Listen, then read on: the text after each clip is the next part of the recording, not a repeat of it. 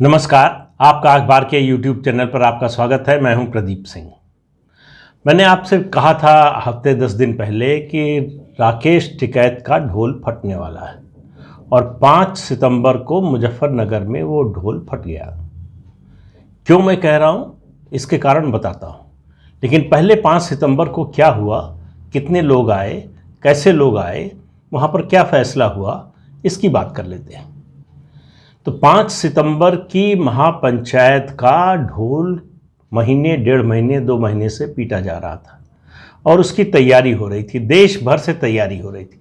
जितने किसान यूनियन छोड़ दीजिए, किसान यूनियन के अलावा जितने NGO हैं, उसके अलावा जो राजनीतिक दलों के संगठन हैं, खासतौर से लेफ्ट पार्टीज़ के जो श्रम संगठन हैं, लेबर यूनियंस हैं, उनके लोग, पंजाब में जो लेफ्ट पार्टीज़ की किसान संगठन है उसके लोग, उत्तर प्रदेश में राष्ट्रीय लोक दल जिसके राष्ट्रीय अध्यक्ष जयंत चौधरी हैं उसके लोग, समाजवादी पार्टी के लोग और कांग्रेस के भी जो भी बचे खुचे लोग हैं, जितने भी हैं, वो सब इस महापंचायत में अपना योगदान कर रहे थे, अपनी आहुति दे रहे थे। और इस सब का नतीजा ये हुआ कि आए कितने लोग, अलग अलग अनुमान हैं, उस पर अलग अलग दावे हैं। 60,000 से 1 लाख तक का अनुमान है। जिस मैदान में ये पंचायत हुई उसकी जो क्षमता है वो 30 से 35,000 की है। उससे बाहर भी लोग थे, सड़कों पे भी थे, मैदान के बाहर भी लोग थे, इसमें कोई शक नहीं है। लेकिन जो कुछ हुआ वहाँ हुआ ये कि देखिए, जो लोग आए उनमें से आधे लगभग पंजाब और हरियाणा से आए हुए लोग थे। जो पंजाब की किसान यूनियनें हैं वो अपने लोगों को लेकर आई थी, तो बसें आई। 400 से 600 बसों के आने का अनुमान है। इसके अलावा लग्जरी गाड़ियों की लंबी कतार देखी गई। तो गरीब किसान तो नहीं आया होगा इसमें, जाहिर है किस तरह के किसान आए, अड़तिये आए, किसान आए, वो आए।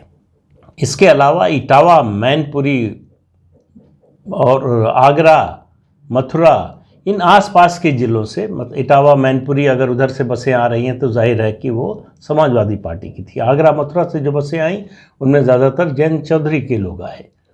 तो इस तरह से जुटाया गया लोगों को। उसके अलावा अनुमान ये है कि 12 से 15,000 स्थानीय लोग थे।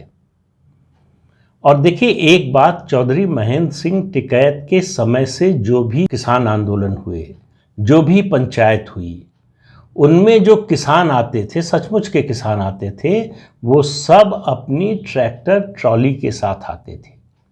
इस महापंचायत में बसों और लग्जरी गाड़ियों की संख्या ट्रैक्टर ट्रॉलियों से कई गुना ज़्यादा थी। तो कोई जो है, स्थानीय लोग जो है बड़ी संख्या में नहीं आए। उसकी वजह यह थी कि पहले से ही इस महापंचायत को लेकर लोगों ने सवाल उठा दिया था कि ये महापंचायत किसानों के लिए है, किसानों के मुद्दे के लिए है, या टिकैत और उनके परिवार के राजनीतिक महत्वाकांक्षा के लिए है। ये बात लोगों को बड़ी साफ समझ में आ रही थी। इस महापंचायत में किसानों के लिए कुछ नहीं होना है और कुछ नहीं हुआ। अब आप देखिए कि जो लोग आए थे, मैंने कहा कि पंजाब से ज़्यादा लोग आए थे। हुआ ये कि सबने भाषण दिए। जो पंजाब से आए थे, ज़्यादातर ग्रामीण पृष्ठभूमि से आए थे, तो वो गुरमुखी में ज़्यादा बोलते हैं। जो दिल्ली में पंजाबी बोली जाती है या आप सिनेमा में सुनते हैं या आसपास सुनते हैं, वो पंजाबी धीरे धीरे हम लोगों को समझ में आती है। लेकिन जो खालिस पंजाबी होती है, गुरमुखी वाली, वो समझ में कम आती है। तो उसमें जो लोग बोल रहे थे, किसी की समझ में नहीं आ रहा था। आगे बैठे कुछ लोगों ने हुट कर दिया। इसका जो है किसान यूनियन के नेता राज्यपाल ने विरोध जाहिर किया कि हमारे लोगों को हुट किया जा रहा है। उस पर राकेश टिकैत ऊपर आए मंच पर और उन्होंने कहा कि ये बीजेपी के लोग आ गए हैं।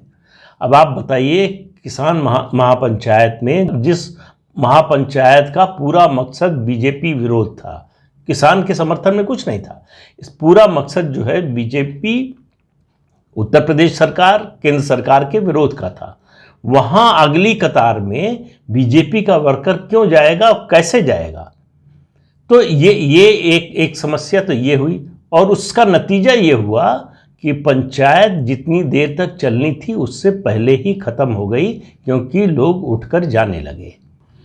इस अपने पूरे भाषण में राकेश टिकैत एक बार भी जो कृषि कानून हैं 3 केंद्र के, जिनके खिलाफ ये 9 महीने से आंदोलन करने की बात कर रहे हैं, उसके बारे में नहीं बोले। बाकी देश के सारी समस्याओं, निजीकरण पर, इंश्योरेंस का निजीकरण क्यों हो रहा है इस पर बोले, कश्मीर में 370 क्यों हटा इस पर बोले, इस सफाई कर्मचारियों, मतलब ज़्यादातर उनके भाषण के मुद्दे वो थे जो राहुल गांधी समय समय पर बोलते रहते हैं। और ये पहली बार हुआ कि राकेश टिकैत भाषण देते हुए लिख कर लाए थे। जाहिर है कि ये इन मुद्दों से उनका कोई लेना देना नहीं है, इन मुद्दों की उनको कोई समझ भी नहीं है, तो इसलिए वो लिख कर लाए थे। इसलिए लिख कर लाए थे कि जो लोग निर्देशित कर रहे हैं उनके इशारे पर उनको बोलना था। जो 9 महीने से बात, बल्कि कहें पिछले 4-5 महीने से खास तौर से बात हो रही थी मिशन यूपी और उत्तराखंड, वो हवा हो गया। अब मिशन जो है देश हो गया।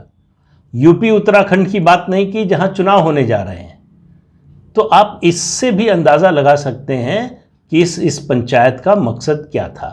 और दूसरी जो गलत बात की, जिसकी स्थानीय लोगों में बहुत प्रतिक्रिया है, ख़ास तौर से जाटों में और ज़्यादा है, वो है उन्होंने मोहम्मद गुलाम जोला को मंच पर बुला लिया।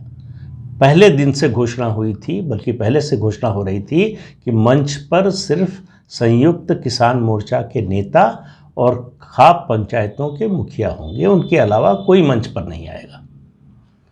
इसको बुला लिया। इसका इस्तेमाल जो है चौधरी महेंद्र सिंह की सभाओं में जोकर के तौर पर होता था। ये द्व्यर्थी संवाद बोलता है, इसके लिए इसका इस्तेमाल होता था। और जो अल्लाह अकबर का नारा लगा, वो मुझे लगता है राकेश टिकैत की ढोल फोड़ने में उसकी सबसे बड़ी भूमिका बनी। 13 के दंगों में जो लड़के जेल गए हैं, जिन पर झूठे मुकदमे हुए हैं, उन सब के खिलाफ अभियान चलाने वाला ये शख्स था। इसने एक अलग संस्था बना ली थी और इसको मंच पर बुलाकर राकेश टिकैत ने 2013 के दंगों के घाव हरे कर दिए हैं। तो जिस मकसद से पीछे से राजनीतिक दलों ने इनको खड़ा किया था, ये उनके खिलाफ ही काम करके आए हैं। कोई अंदाज़ा तो है नहीं, राजनीति के बारे में जानते नहीं, कोई समझ नहीं है, किसी मुद्दे के बारे में कायदे से तो समझ नहीं है, लेकिन इस तरह की कठपुतलियों का यही हश्र होता है। अच्छा, इस पंचायत में जो संख्या स्थानीय लोगों की थी, उनमें भी ज़्यादातर मुसलमान आए और मुसलमानों से कहा गया कि आप गोल टोपी जाली वाली लगाने की बजाय किसान यूनियन की टोपी लगा कर आए। जो मुसलमान इस महापंचायत में आए, उनसे जब पूछा गया कि आप किस लिए आए हैं, तो उन्होंने कहा कानूनों का विरोध करने आए। पूछा कौन से कानून, तो बोले CAA, NRC, इस तरह के कानूनों का विरोध करने आए। तो इससे आप अंदाज़ा लगा सकते हैं कि वहाँ किसानों की बात करने वाला कोई नहीं था, और वहाँ किसानों की बात करने वाले राकेश टिकैत भी नहीं थे। उन्होंने भी सरकार को गाली देने के अलावा उन्होंने कोई काम नहीं किया, कोई बात नहीं कही। वहाँ सिर्फ एक और एक फैसला हुआ कि 27 सितंबर को भारत बंद का आयोजन किया जाएगा, और इस पूरे घटनाक्रम से सबसे ज़्यादा नाराज़ पंजाब और हरियाणा से आए किसान यूनियन के नेता थे। उन्होंने कहा कि हमको एक तरह से धोखा दिया गया। हमको ये कहकर बुलाया गया था कि यहाँ पर किसानों के बारे में कई बड़े फैसले होंगे, लेकिन उनमें से एक भी फैसला नहीं हुआ, क्योंकि ये दिखाई दे रहा था सबको, स्थानीय लोगों को, कि ये लड़ाई दरअसल 3 मोर्चों पर लड़ी जा रही है। दिखाने के लिए तो केंद्र के जो कृषि कानून हैं उनकी बात हो रही है, लेकिन उनसे इस महापंचायत का, खास तौर से टिकैत परिवार का, कोई लेना देना नहीं। देखिए, पश्चिमी उत्तर प्रदेश में वैसे भी कोई मतलब नहीं है। यहाँ MSP का, यहाँ धान और गेहूं की खेती उस तरह से नहीं होती है। यहाँ गन्ने की खेती होती है, जिसका दाम पहले से तय है, जो कॉन्ट्रैक्ट होता है मिलों से गन्ना किसानों का। तो यहाँ जो समस्या है वो बिजली के बिल की है, किसानों की असली समस्या। गन्ना का जो उनका भुगतान है बकाया, उसकी समस्या है, और गन्ना का मूल्य। जो पंजाब और हरियाणा के किसानों की समस्या है, उससे इन लोगों का कोई लेना देना नहीं। चाहे वो एमएसपी की बात हो, चाहे मंडी की बात हो, उनसे इन लोगों का कोई मतलब नहीं है, इसलिए किसान शामिल नहीं हुआ। दूसरी बात ये हुई कि एक भी जो लोग प्रत्यक्षदर्शी हैं, जो वहाँ मौजूद थे पूरे दिन, उनका कहना है कि जाटों के अलावा किसी अन्य जातीय समुदाय का एक भी ट्रैक्टर ट्रॉली वहाँ पर नहीं आई। तो बाकी सब लोगों ने इसको किसान का मुद्दा नहीं माना, उससे दूर रहे। और वहाँ किस लोगों से बात कीजिए तो उनका जो कहना है, उनको जो सबसे अच्छी बात लग रही है इन 4-4.25 सालों में कि बिजली आ रही है। बिजली 18 से 20 घंटे 22 घंटे बिजली आ रही है, उससे उनका उत्पादन बढ़ रहा है। और उससे भी बड़ी बात वो है कानून व्यवस्था की।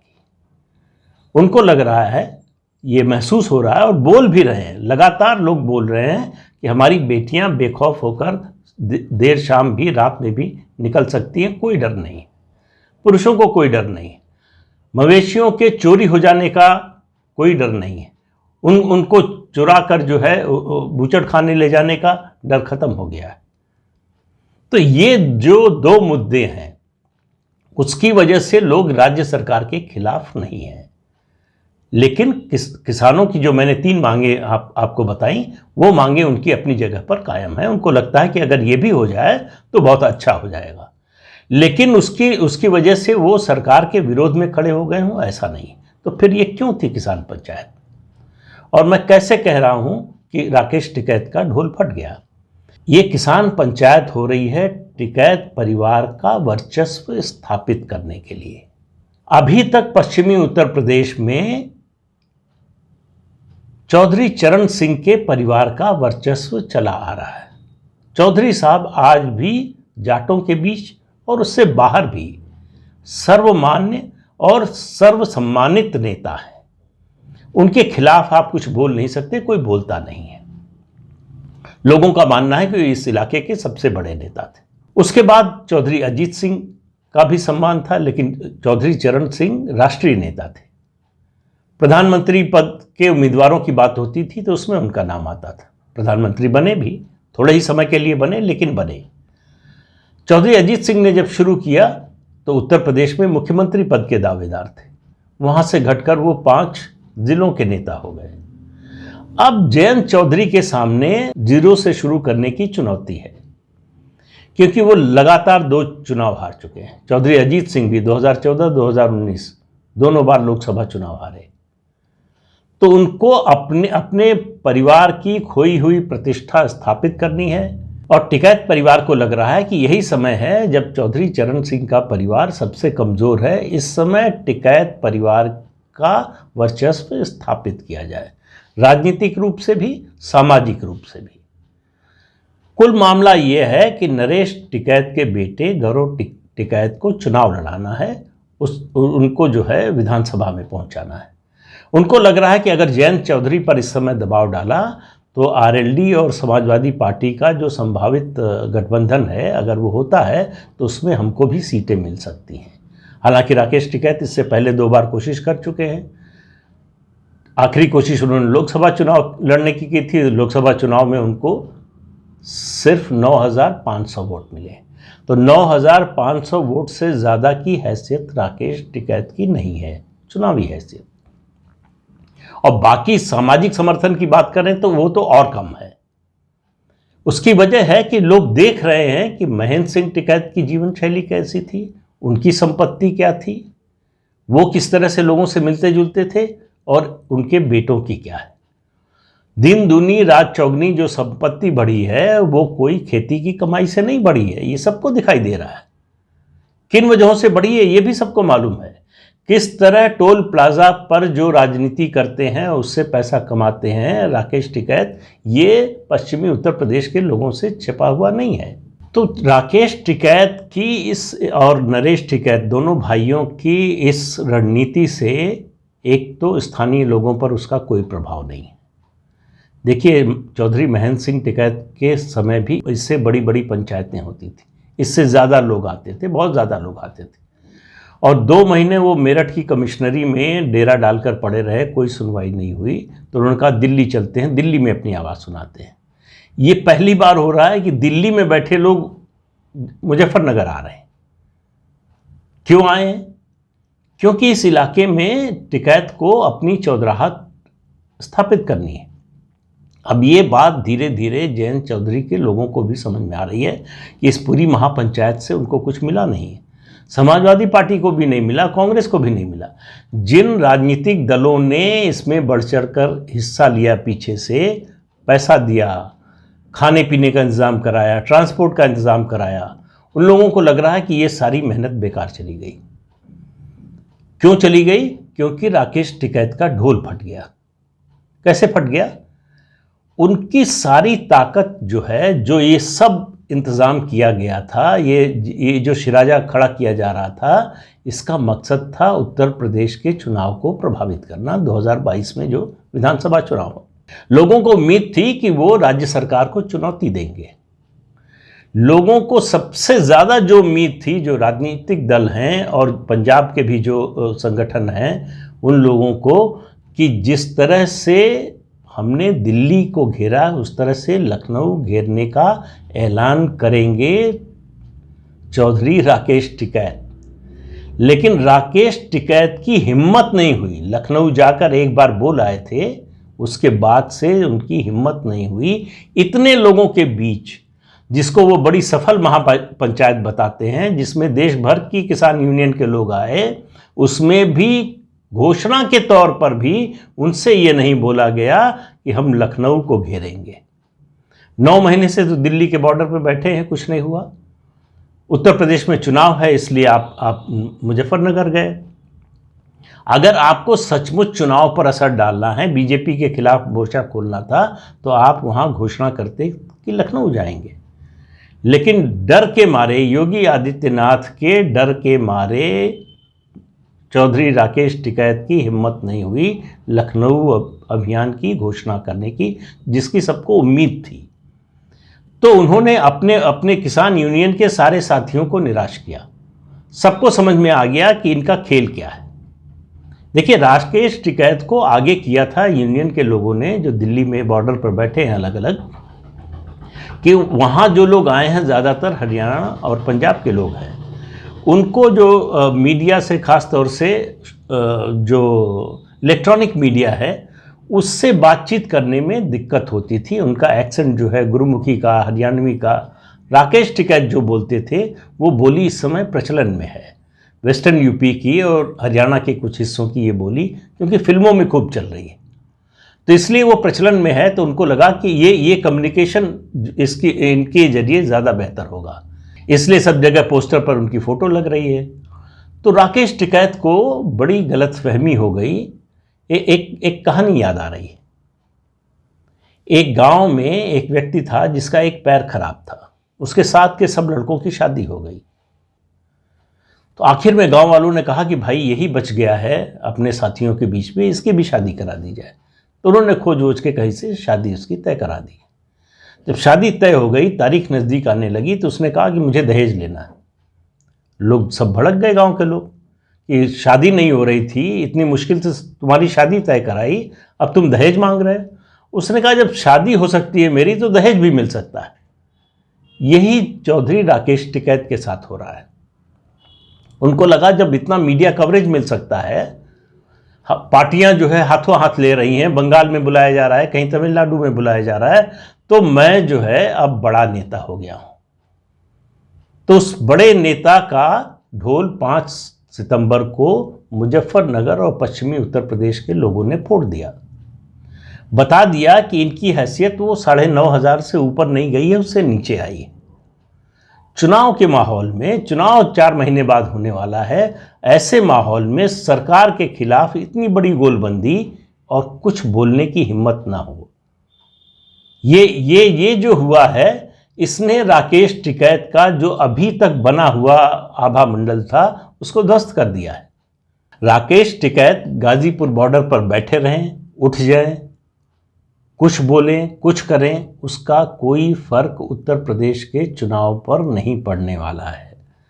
चुनाव, देखिए एक बात और समझने की बात है, किसान कभी किसान के रूप में वोट नहीं देता है। ये जो गोलबंदी, ये जो भीड़ दिखाई देती है, ये जुटाई गई भीड़ जुटाने में कोई हर्ज नहीं है, लेकिन ये भीड़, इसकी जो वोटिंग प्रेफरेंस है वो जो इसके नेता कहेंगे वैसी होगी, ऐसा नहीं हो सकता।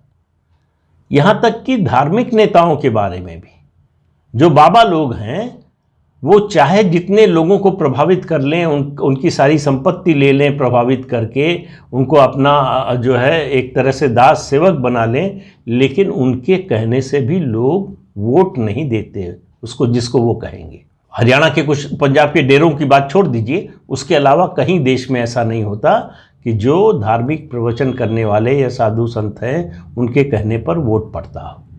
इसी तरह से जो भी राजनीति से बाहर है उससे लोग इसलिए जुड़े हैं कि वो राजनीतिक नहीं है। ये राकेश टिकैत ने अपना राजनीतिक दांत दिखा दिया है। लोगों के समझ में आ गया है कि ये किसान की बात नहीं कर रहा है, ये किसानों का हितैषी नहीं है। तो किसानों से इसका कोई मतलब नहीं है, इसको अपने परिवार से, अपना व्यक्तिगत स्वार्थ, उससे मतलब है। ये कभी भी पलट सकता है। पूछा यह जा रहा है कि भाई स्थानीय स्तर से कहीं प्रदेश में कहीं हो रहा हो प्रदर्शन, धरना, आंदोलन चल रहा हो, तो लोग दिल्ली की ओर कूच करते हैं कि वहाँ ज़्यादा हमको कवरेज मिलेगी, वहाँ ज़्यादा हमारी बात सुनी जाएगी, वहाँ जाने का असर होगा। तुम दिल्ली से उठकर मुजफ्फरनगर क्यों आए? और मुजफ्फरनगर आए तो मुजफ्फरनगर से फिर लखनऊ जाने का अगर यूपी फोकस था तो उसका साहस क्यों नहीं जुटाया, उसकी हिम्मत क्यों नहीं जुटाई? वहाँ किसी नेता की ये हिम्मत नहीं हुई ये कहे कि चलो लखनऊ को घेरेंगे जैसे दिल्ली को घेरा था। इससे आप अंदाज़ा लगा लीजिए कि ये इस तरह की महापंचायत तो अलग अलग देश के अलग अलग हिस्सों से लोगों को बुलाकर हो सकती है, लेकिन स्थानीय समर्थन उसको इस वजह से मिल जाएगा, ये संभव नहीं है। और ये होता हुआ दिख भी नहीं रहा है। और राकेश टिकैत को अगर याद ना हो तो याद दिला दें कि उनके पिता ने जिस दिन कहा था समाजवादी पार्टी का समर्थन कीजिए, उसी दिन से उनका आभा मंडल क्षीण हो गया। उसके बाद टिकैत की अपील खत्म हो गई। राकेश टिकैत ने वही किया है। आज राकेश टिकैत ने जो कुछ इन 9 महीनों में अर्जित किया था, 5 सितंबर को वो सब स्वाहा हो गया। एक्सपोज हो गए, अपनी खाप के बीच हो गए, दूसरी खापों के बीच हो गए, 2 खापों के बीच में झगड़ा करा दिया, मनमुटाव करा दिया। हासिल क्या हुआ? कुछ भी नहीं। सिर्फ 27 सितंबर का भारत बंद का जो आह्वान है, उसके अलावा इतनी बड़ी महापंचायत जहां किसानों के लिए बहुत बड़े फैसले होने वाले थे, पूरी दिशा बदलने वाली थी आंदोलन की, सब टाइम फिस हो गया। ये जो लकड़ी के शेर होते हैं ये दूर से डरावने दिखते हैं, पास जाइए ये कुछ नहीं कर सकते। राकेश टिकैत वैसे ही लोगों में है। नरेश टिकैत बीच बीच में जो है वो समझौते की भाषा बोलते हैं, समझौते का संदेश देते हैं। जैसे बीच में उन्होंने एक बार बयान दिया कि अगर राजनाथ सिंह इसमें बीच बचाव करें तो समझौता हो सकता है। लेकिन एक फ़ोटो देखिए आप, इस फोटो को ज़रा ध्यान से देखिए। हाथ उठाए हुए हैं, हाथ में चौधरी महेंद्र सिंह टिकैत का एक चित्र है, और ये चित्र एक महिला ने दिया है जो उनके बगल में खड़ी है। उस महिला के बारे में जानना बहुत ज़रूरी है।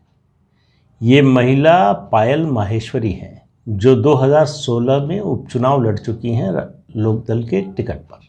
बात, इनका परिचय इतना ही नहीं है। इनके पति हैं संजीव उर्फ जीवा, अपराधी हैं, मुख्तार अंसारी के खास शूटर हैं। कृष्णानंद राय और ब्रह्मदत्त द्विवेदी हत्याकांड में इनका नाम है। तो आप इससे अंदाज़ा लगाइए कि किस तरह के लोग वहाँ महापंचायत में पहुँचे थे।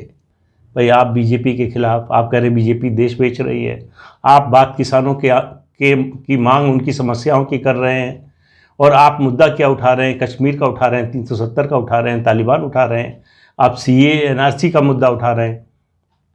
तो मतलब सीधा है कि आपका मकसद राजनीतिक है। राजनीतिक होना मकसद कोई हर्ज नहीं, लेकिन खुलकर बोलिए। तो ये धोखा क्यों दे रहे हैं कि हमारा कोई राजनीतिक मकसद नहीं है, हमको राजनीति से लेना देना नहीं है, और कर आप सिर्फ और सिर्फ राजनीति रहे हैं। तो जो लोग समर्थन कर रही थी, जो पार्टियां, उनमें भी बड़ी घोर निराशा है। उनको समझ में आ गया कि ये काठ का घोड़ा जो है दौड़ने वाला नहीं है, इसके बस का कुछ है नहीं। तो इसलिए जो मैं पहले बात कह रहा था कि राकेश टिकैत की हैसियत न तो नेता बनने की है, न किसानों की कोई समस्या हल करने या करवाने की है, और न ही उनका इरादा है ऐसा कोई। उनका इरादा सिर्फ और सिर्फ अपने और अपने परिवार के हित तक सीमित है, और ये जो उनका बनाया हुआ ढोल था ये फट गया है।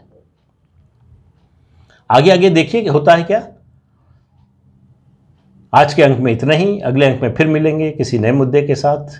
तब तक के लिए इजाज़त दीजिए, नमस्कार। जाते जाते आपको याद दिला दें कि ये चैनल देखिए, शेयर कीजिए, लाइक कीजिए और सब्सक्राइब ज़रूर कीजिए। नमस्कार।